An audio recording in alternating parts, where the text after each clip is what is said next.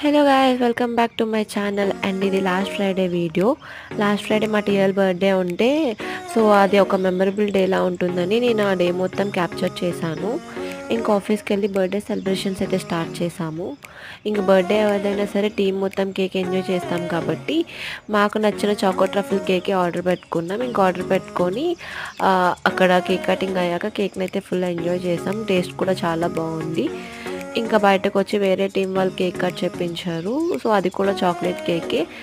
ఇంకా అది కూడా టేస్ట్ చేసి ఇంకా పక్కనే ఒక ఐస్ క్రీమ్ బండి ఉంటే మా టీఎల్ మాకు చిన్న ట్రీట్ ఇచ్చారు.